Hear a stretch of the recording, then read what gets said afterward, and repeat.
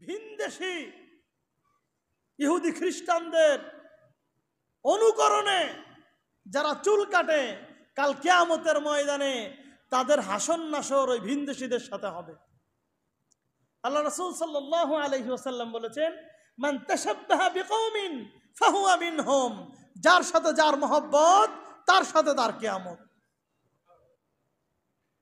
তোমার মহব্বত মেসির সাথে, তোমার মহব্বত নেইমারের সাথে, তোমার মহব্বত শাহরুখ সালমান খানের সাথে, কাল কিয়ামতের ময়দানে তোমার হাসন নাসর তাদের সাথে হবে যারা জাহান্নামের পথ ধরেছে।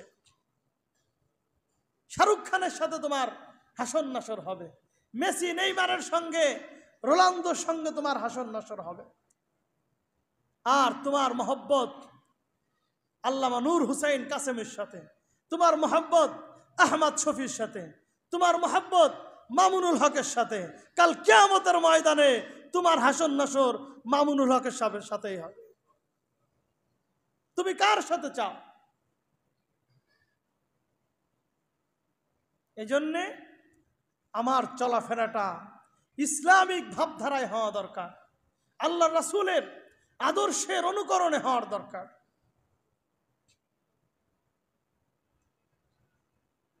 এরপরে যুবকরা, তোমরা অনেকেই প্যান্ট পরো, প্যান্ট পরতে গিয়ে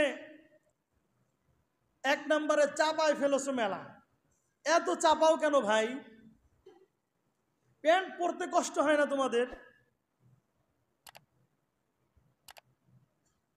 এটা কেমন দেখা যায়? তুমি একটু স্বাভাবিকভাবে ভেবে দেখো, একজন ভদ্র মার্জিত শিক্ষিত মানুষ এমন পোশাক কখনো পরেছে কিনা? তুমি যা পড়লে, তোমার বিবেক দিয়ে তুমি একটু ভেবো। আল্লাহ তো তোমাকেও ভাবার যোগ্যতা দিয়েছে। এই জন্য তোমার প্যান্টটাকে একটু পাটা সুন্দরভাবে ঢোকানো যায়, পেশাব করার সময় অন্তত বসে পেশাব করা যায়, এতটুকু ঢিলে ঢালা প্যান্ট তুমি পরবা। মনে থাকবে তো ইনশাআল্লাহ? আমি আমল করি না, এখন থেকে আমল করব, লজ্জার কিছু নাই তো, ঠিক না? আর একটা কথা হলো, প্যান্ট এক নম্বরে চাপাইছে, দুই নম্বরে ঝুল দিয়েছে বেশি, টাকনুর নিচে চলে গেছে, আছে না নাই? অনেক ভাই নামাজ পড়তে এসে টাকনুর উপরে মানে নিচের অংশটুকু ভাঁজ করে, করে কি করে না? নামাজের বাহিরে থাকলে আপনি পাপের কাজটা কন্টিনিউ করেন, ভিতরে আসলে যাক নামাজটা পড়ার সময় ভাঁজ করে রাখে, অন্তত এতটুকু তো করেন। কিন্তু নামাজের বাহিরে আপনি যতক্ষণ ছিলেন ততক্ষণ পর্যন্ত আপনার আমল নামায় গুনাহ লেখা হচ্ছিল। অনেক যুবক ভাইকে আমি দেখেছি, আলহামদুলিল্লাহ, এদেরকে দেখলে আমার ভালো লাগে যে প্যান্ট কেনার সময় কিনেছে একটু ঝুল বেশি, নগদের উপর কেটে ছোট বানায় নিয়ে আসে, আছে না নাই?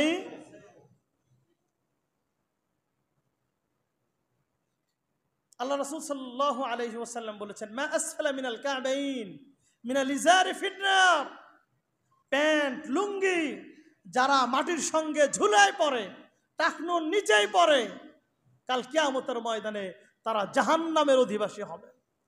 জাহান্নামের অধিবাসী হতে চান আপনারা? প্যান্ট পরবেন টাকনুর উপরে, মনে থাকবে কি? সব কেটে ফেলাবেন, কেটে টাকনুর উপরে বানাবেন।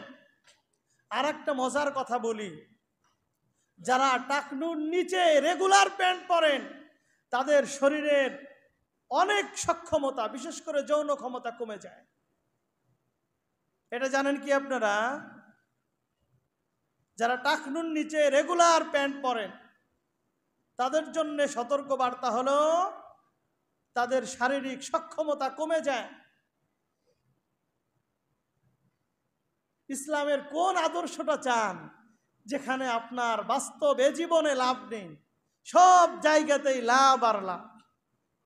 ইসলামের আইন মানবেন না, আপনার জীবনে ক্ষতি নেমে আসবে। টাকনুর উপরে পড়বেন, শারীরিক সক্ষমতা বাড়বে। আধুনিক বিজ্ঞান এটা প্রমাণ করেছে, এই টাকনু যাদের খোলা থাকে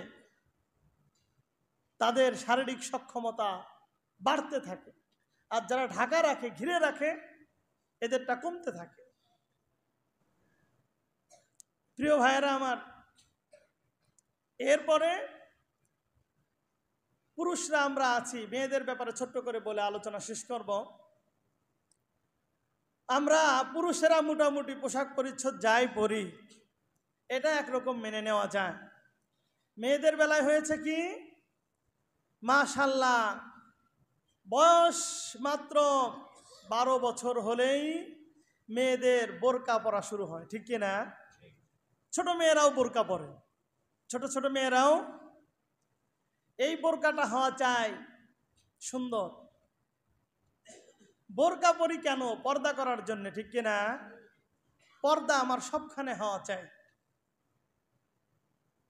আমরা আল্লাহ রাসূল সাল্লাল্লাহু আলাইহি সাল্লামের একটা হাদিসের একটু টুকরা শোনাবো। শেষ জামানার মহিলাদের অবস্থা সম্পর্কে আল্লাহ রাসূল বলতে গিয়ে বলেন, কাসিয়াতিন আরিয়াত। কথাটা ওই সময় বুঝতে কষ্ট হয়েছে, কিন্তু আপনাদের বুঝতে কষ্ট হওয়ার কথা না। আল্লাহ রাসূল বলছেন, শেষ জামানায় কিছু মহিলা এমন হবে যারা পোশাক পরিহিতা থাকবে কিন্তু উলঙ্গ থাকবে। সাহাবায়ে কেরাম, এরপরে আমাদের যুগ থেকে 50-60 বছর আগের মানুষেরা এই হাদিস বুঝতে কষ্ট হয়েছে তাদের, যে পোশাক পরিহিতা আবার উলঙ্গ থাকে কেমন। এখন কি আপনাদের বুঝতে কষ্ট হয়? বুঝতে কষ্ট হয়? পোশাক পরিহিতা অবস্থায় আছে, কিন্তু শারীরিক সব অঙ্গ প্রত্যঙ্গ আপনি বুঝতে পারেন যে কোথায় কি আছে, কেমন আছে, ঠিক কিনা? এটাই হচ্ছে আল্লাহ রাসূলের হাদিস। 1450 বছর আগে বলে গেছেন, কাসিয়াতিন আরিয়াত, পোশাক পরিহিতা নগ্ন মহিলা। সে কেমন কথা? এই বর্তমান যুগে আমাদের চোখের সামনে স্পষ্ট যে মহিলাদের পোশাক পরিচ্ছদ কোথায় গিয়ে নেমেছে। ছেলেরা মাশাআল্লাহ বড় বড় গেঞ্জি পরে, টি শার্ট পরে, শার্ট পরে, পাঞ্জাবি পরে, খুব ভালো কথা, দেখলে ভালো লাগে। এই জন্যে সেই ছোটোখাটো পোশাকের আলোচনা করব না। আপনারা সকলেই জ্ঞানী মানুষ, সকলেরই পরিবার আছে। কিছু কিছু আলোচনা অনেক ওয়াইজ আলোচক করে, আমি আমার ব্যক্তিগত কারণে অনেক বিষয়ে কথা বলতে পারি না। আমি যার যার জায়গা থেকে পরিবারের মানুষের পোশাকের শালীনতার দিকে খেয়াল করবেন, সুন্দর পোশাক যেন তারা পরে, এতটুকু বললাম। শুধুমাত্র বোরকাটার কথা একটু বলবো। বোরকাটা সুন্নাত তরিকায় যে বোরকাগুলো আছে, বিশেষ করে বিভিন্ন মাদ্রাসার ছাত্রীরা যেই বোরকাগুলো পরে, বালিকা মাদ্রাসার ছাত্রীরা, এদের বোরকাগুলোর দিকে খেয়াল করবেন। এমন বোরকা পরাবেন না যেই বোরকায় আপনার, সেই বোরকা পরলে মনে হচ্ছে একটা ফ্যাশন হয়ে গেছে। বোরকাটা এখন কি হয়ে গেছে? ফ্যাশন আলা বোরকা। আরে ভাই, তাহলে আপনার বোরকা পরার কি দরকার ছিল? বোরকাটা একজন মানুষ যখন বোরকা পরে, কেন পরে বলেন তো? পর্দার জন্য, ঠিক কিনা? বোরকাটা তো পরেছেই মানুষটা পর্দা করার জন্যে। তো এই মানুষটা কেন ভাবে না যে আমি পর্দা করার জন্য বোরকা পরলাম, সেই বোরকাটা এখন আমি আবার ফ্যাশনেবল খুঁজি। কোথায় কোন বোরকাটা পরলে আমাকে, আমার দেখছি আমি যে দোকানদার, ঘটনাক্রমে এক দোকানে গেছি আমি, সে আমার কাছে বলল যে হুজুর, বোরকা আরো এত এত মাপ দিতে হয় যেটা আপনি বুঝবেন না, যে এতভাবে মাপ দিতে হয়। এই সমস্ত ক্ষেত্রে আমরা তো সকলেই নামাজি, মসজিদে এসেছে, দিনদার, পরহেজগার একজন মুসলমান আমি। তো আমার পরিবারের মানুষগুলোকে আমি বাজারের সবচেয়ে দামি বোরকা কিনে দেব। বাসার মানুষের পোশাক পরিচ্ছদের ক্ষেত্রে কম দামি পোশাক কিনবেন না, সবাই সাধ্যের ভিতরে সবচেয়ে দামি পোশাক বাড়ির মেয়েদেরকে কিনে দিবেন ইনশাল্লাহ। সাধ্যের ভিতরে সবচেয়ে দামি পোশাক কিনে দিবেন, কিপটামি করবেন না। তবে এই কথা মনে রাখবেন, তারা যেই পোশাকটা পরলো, যেই পোশাকটা কিনলো, তা যেন সুন্নাহ তরিকা হয়। এই পোশাক দিয়ে যেন নগ্নতা আর বেহায়াপনা না ছড়ায়। মনে থাকবে আপনাদের? বাসার মানুষের মহিলাদের ব্যাপারে খেয়াল রাখবেন। সবচেয়ে দামি, আপনার সাধ্যের ভিতরে সবচেয়ে দামি, সবচেয়ে সুন্দর পোশাক আপনি তাকে কিনে দিবেন, কিন্তু সেক্ষেত্রে যেন ইসলামী ভাবধারা ঠিক থাকে।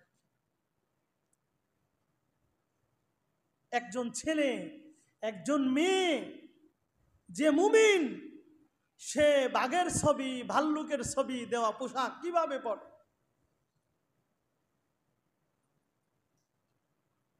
আমি এই পথে সাভার যাচ্ছিলাম কোনো একদিনে, বাসে চড়েছি। আমার সামনের সিটে একজন মানুষ, তার গায়ে যেই পোশাক, তা আমার দেখতে ঘৃণা লেগেছে।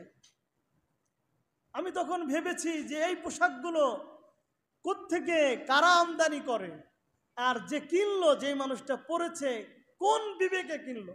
বড় পোশাক তার গায়ে, ছোটখাটো পোশাক না। পুরা পোশাকে দেখলাম নগ্ন, অর্ধনগ্ন ছবি দিয়ে বুঝায়। আমার কাছে লজ্জা লাগতে লাগলো যে এই মানুষটা এত মানুষের ভিতর চলাফেরা করবে, কিভাবে চলাফেরা করবে? সে কি মানুষ না? একজন মানুষ, সে হিন্দু হোক, বৌদ্ধ হোক, খ্রিস্টান হোক, সেই পোশাকটা পরলো কি করে? তার ভাবে মনে হচ্ছে সে একজন মুসলিম।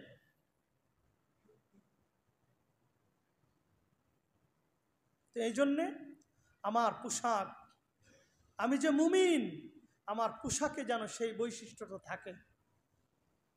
একজন মুমিন সে ইহুদি খ্রিস্টানদের মতো পোশাক পরতে পারে না, তার সঙ্গে যায় না। একজন মুমিন তার জুতা, তার জামা, তার পাজামা, তার গেঞ্জি, তার টুপি, সব কিছুতে যেন মুমিনের ছোঁয়া থাকে। আর আমার গেঞ্জিতে মুমিনের ছোঁয়া থাকে না, ইহুদি খ্রিস্টানের ছোঁয়া থাকে। আমার জামায় মুমিনের ছোঁয়া থাকে না, নায়ক নায়িকাদের স্টাইল থাকে, ঠিক কিনা? কোন নায়ক ছেঁড়া জামা পরেছে, কোন নায়ক ছেঁড়া প্যান্ট পরেছে, সেই দিকে আমি ফলো করি, খেয়াল করি। হে যুবক ভাই আমার, তুমি মুমিন, তোমার গায়ে এটা যায় না, তুমি কেন এটা পরো? প্রিয় ভাইয়েরা আমার, সবার কাছে উদাত্ত আহ্বান জানাবো, যখন আমরা মরে যাব সকলকেই কাফনের কাপড়ই পরানো হবে, ঠিক কিনা? এই কথাটা মনে রেখো, এই কথাটা ভুলে যেও না। আমার পোশাক যেন পরার ক্ষেত্রে বারবার আমি মনে করি, আজকে আমি ছেঁড়া প্যান্ট পরি, আজকে আমি নায়ক নায়িকার ছবি দেওয়া পোশাক পরি। কেন পরি? একটা সময় তো আমাকে কাফনের কাপড়ই পরাবে, ঠিক কিনা? এই কথাটা মনে রাখবো, এই দিকে খেয়াল রাখবো।